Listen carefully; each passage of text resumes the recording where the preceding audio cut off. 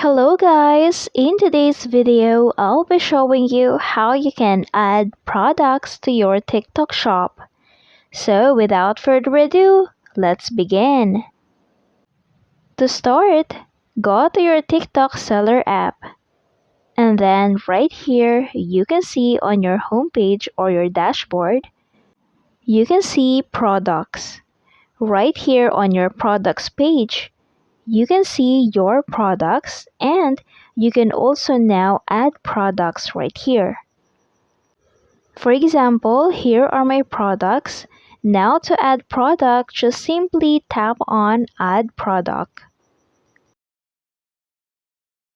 When you tap on add product, you can now simply add your product image. And then add your product name and your product description.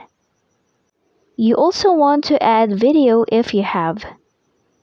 When you scroll down, you can see variation type, so you can choose single variation or multiple variation.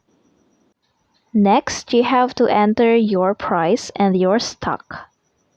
You also want to add your parcel weight, for example, 200 grams. You can also choose to enable cash on delivery. Just tap on that button. And that's it. Just tap on submit for review. I hope this video helped you out. Thank you for watching. Don't forget to like and subscribe.